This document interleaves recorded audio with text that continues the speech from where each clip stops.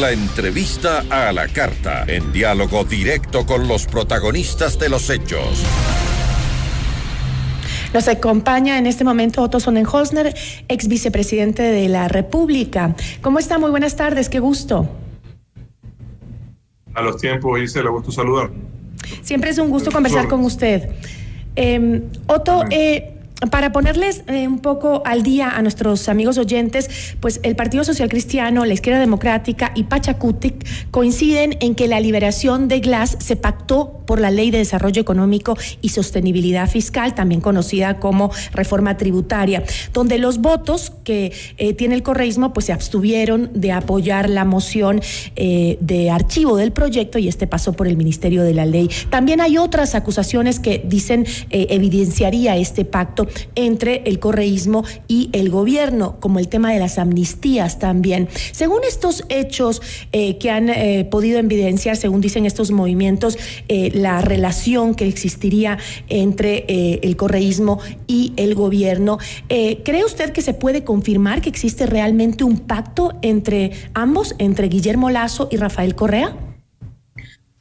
Hablemos de lo que es público, ¿no? Porque efectivamente existen esos comentarios de pasillo del legislativo desde hace mucho tiempo, inclusive desde el inicio de la legislatura, cuando se hablaba del pacto más amplio entre el socialcristianismo, el oficialismo y el correísmo, en el pacto que en su momento muchos llamamos el pacto de la impunidad, porque lo que buscaban era, a nombre de la unidad, lograr la impunidad. A la larga lo han ido logrando, a punta de desestabilización, de presiones, sometiendo al gobierno. Lo han ido logrando, dejando al gobierno sin piso. Consiguieron la impunidad recientemente en el legislativo a través de las amnistías, y ahora vemos que lo consiguen también con algo que no es nuevo.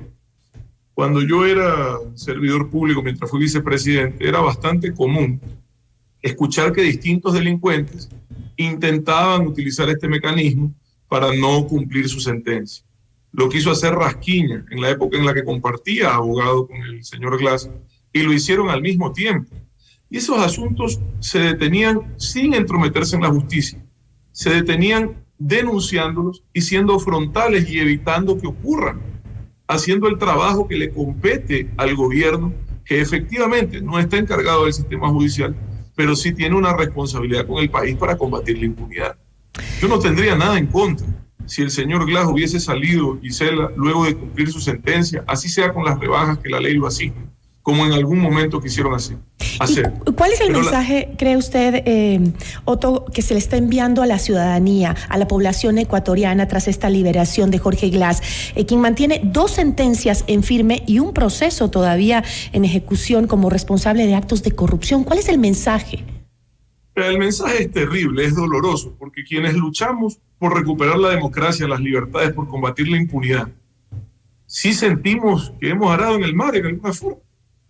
Y para la ciudadanía común y corriente, que no tiene amigos asambleístas, que no tiene el dinero para comprar jueces y que posiblemente tiene algún problema con la justicia, también sienten que es una suerte de atropello sin nombre. Entonces, dígame usted a mí, si es que en verdad el señor era inocente, ¿por qué no lo pudieron comprobar a nivel judicial? Si es que en verdad ellos dicen que no se podía porque era perseguido, yo le pregunto a usted, Gisela, ¿quién los persigue? Se suponía que los perseguía la señora Romo, el señor Moreno. Ellos ya no se fueron hace más de un año. En mi caso, yo estoy hace más de 2 años, nunca hablé de temas judiciales, pero no puedo callarme cuando veo que atropellan el debido proceso, la justicia, y se adueñan, como siempre, de la impunidad. ¿Cuál es el mensaje, mi querida Gisela? Lo que vengo denunciando hace tiempo, que buscan el poder solo para resolver sus problemas personales, judiciales, buscan el poder solo para beneficiarse de ellos. ¿Qué han hecho, le pregunto yo a usted, por cumplir lo que ofrecieron, que era dedicarse a resolver los problemas de la gente? De eso nada. Tienen una agenda 100% dedicada a la impunidad.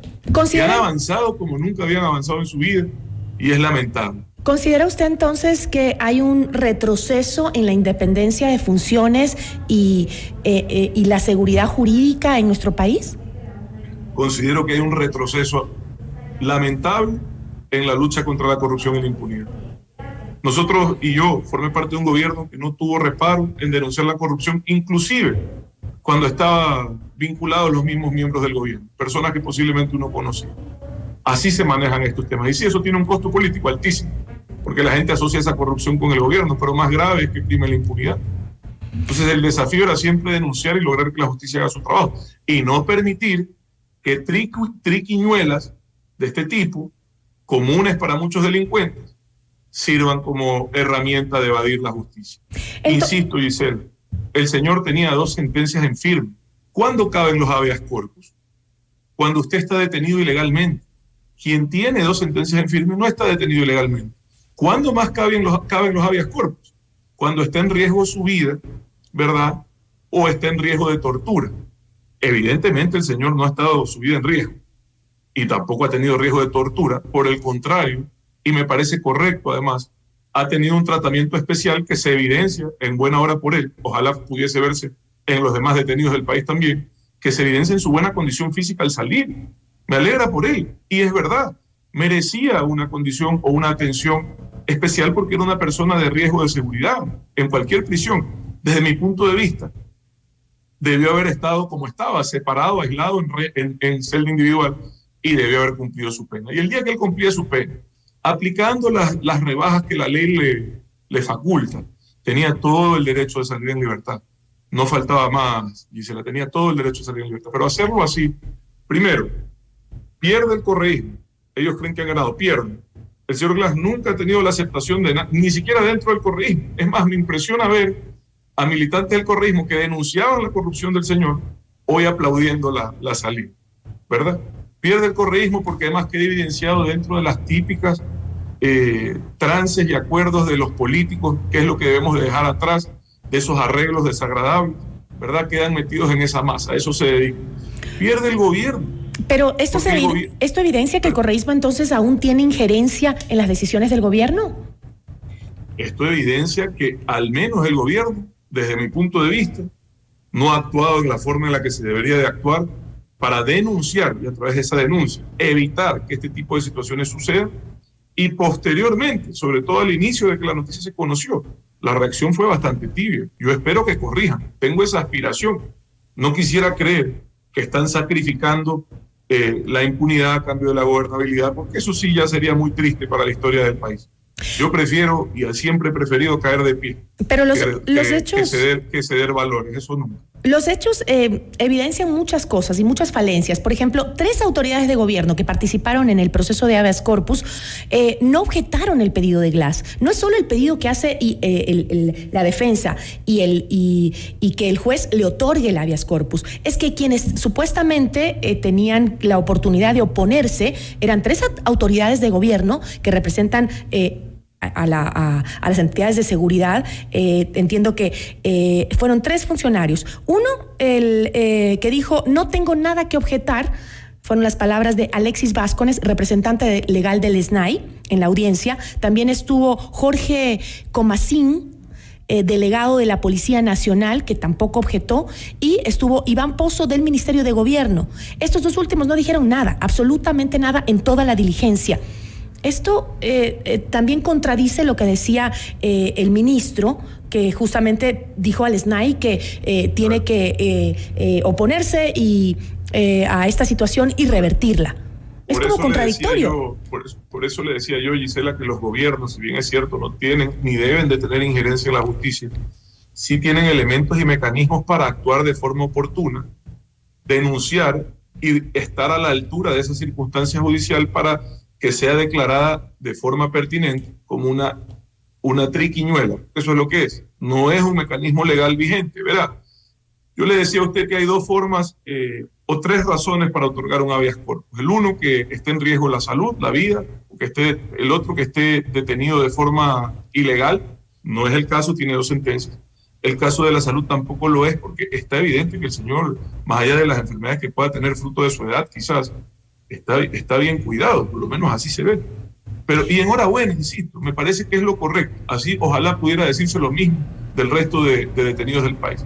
Pero la tercera, que es la que han utilizado realmente, es cuando supuestamente no se conoce tu paradero. Entonces vea usted esta coincidencia, que es lo que yo creo que el gobierno debería de analizar mejor y poder denunciar. Cada vez que había una de estas, lamentablemente tan reiteradas ¿cómo es que se llaman, caramba? Las revueltas en las cárceles. Cada vez que hay una de estas, al señor Glass, de forma correcta, se lo aislaba y se lo protegía, porque podría ser objetivo de una de esas disturbios, ¿verdad? Y aprovechando uno de esos eventos, el más reciente, convocan a la audiencia de habeas corpus y el Ministerio de Gobierno no logra presentarlo a tiempo ante la audiencia para demostrar que está ahí presente, que no ha sido secuestrado, ¿verdad? Imagínense usted esa coincidencia, esa coordinación. Entonces ese tipo de cosas son las que se deben de investigar y denunciar. Y es lo que no está haciendo el gobierno desde mi punto de vista. Entonces, ¿tendrían razón aquellas bancadas que dicen que la lucha contra la corrupción se ha vuelto una pantalla para los pactos que existen detrás de las decisiones políticas del país? Yo le digo con sinceridad, yo formé parte de un gobierno porque reconocí en ese gobierno la intención sincera de dejar atrás años de impunidad, de autoritarismo y de corrupción. Y en ese sentido decidí servir a mi país. Hoy lamento, le digo de verdad, los retrocesos que estamos viviendo. Y esto no tiene nada que ver con persecuciones judiciales. Yo nunca he llamado a un juez, a un fiscal a pedirle nada en contra de nadie.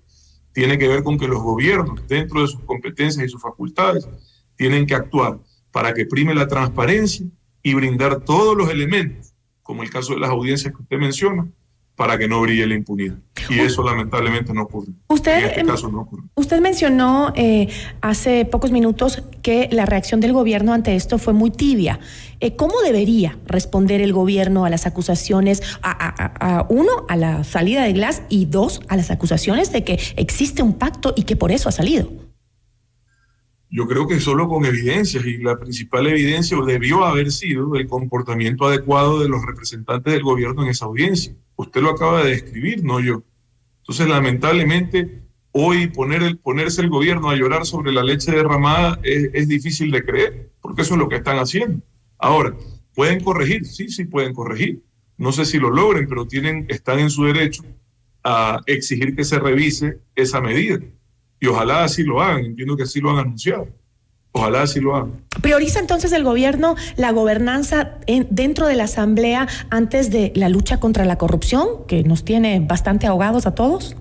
Vea, cuando el presidente dijo que dejaba y se iba a olvidar del legislativo, y cosa que es difícil, por cierto, que iba a buscar consulta popular, que iba a gobernar por decreto, siendo difícil, renunciando en ese momento a su posibilidad o a su derecho de convocar a la muerte cruzada, con la cual yo tengo diferencias con ese mecanismo. Lo que ha hecho mi querida Gisela es cambiar, como leí en un tuit de Marta Roldós, cambiar la muerte cruzada por el suicidio asistido. Acaba de perder la base que tenía sobre todo en Quito, ya una base importante que respetaba y entendía que el gobierno actual no iba a ser cómplice de la impunidad que están buscando ciertos actores políticos.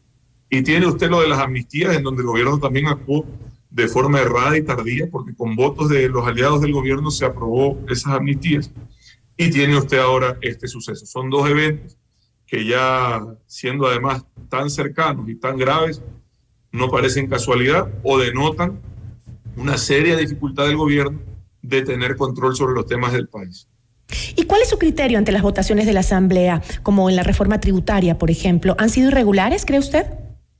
Bueno, creo yo que a un bloque que tiene ya 15 años en política, como el correísmo, creer que se le fue un voto, que llegó tarde, que pasó eso porque se quedó dormido el chofer del bus, ya el que les quiere creer es problema de ellos. Yo hace años aprendí que el cuento no quita el hambre. Ahí hubo algo, el mismo líder de ellos en alguna forma lo reconoció en sus redes sociales, y bueno, es lo que es.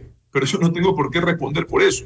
Los que tienen que responder son ellos, que en vez de ayudarse en medio de esta situación tan dura para los ecuatorianos, de desempleo, de inseguridad, en vez de dedicarse a ayudar a esos ciudadanos que los pusieron ahí para eso, no tienen otra agenda que la de resolver sus problemas judiciales y personales. Entonces yo sí creo que si los ciudadanos ya no tenemos eso claro y no aprendemos a rechazar eso en las urnas, estamos con un futuro muy complicado.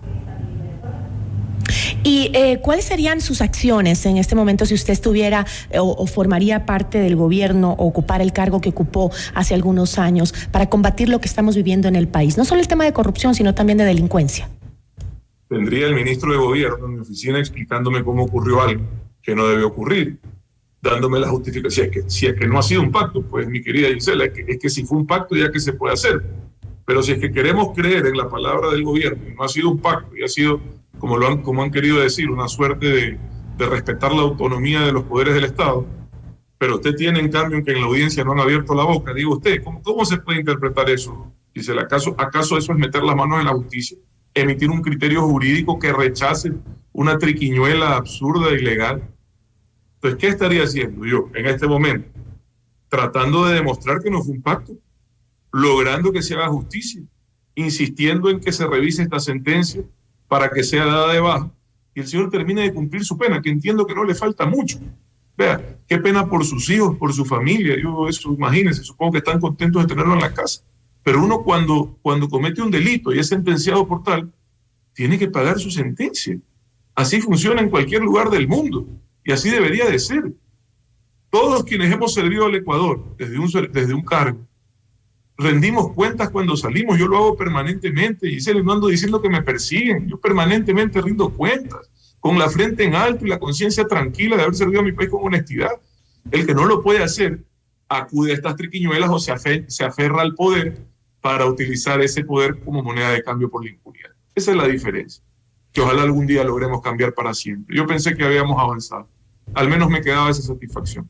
Hay juristas y expertos constitucionales que dicen que Glass debe regresar lo más pronto a la cárcel, que lo deben devolver a la cárcel. ¿Usted cree que eso sería bueno para incluso la imagen que está perdiendo en este momento el gobierno? Vea, yo creo que hasta el correísmo pierde, como le expliqué hace unos minutos. Pero sobre todo pierde el gobierno. La base del gobierno estaba en Quito, en la capital. Yo acabo de estar la semana pasada en Quito. En la capital este tipo de temas generan unas reacciones muy duras. En Quito el discurso de lucha contra la corrupción que se había logrado, lo que se había conseguido en materia de evitar la impunidad, había calado mucho. Debe de ser lo que lo llevó al señor Lasso al poder en alguna forma. Y hoy ocurre esto y se queda, para mí pierde mucho el gobierno, mucho el presidente. Con eso no sé si lo logre recuperar. Muchísimas gracias por acompañarnos en esta entrevista, Otto. Gracias, Gisela. Un abrazo. Saludos. Igual, una buena tarde. Otto Sonnenholzner, ex vicepresidente de la República.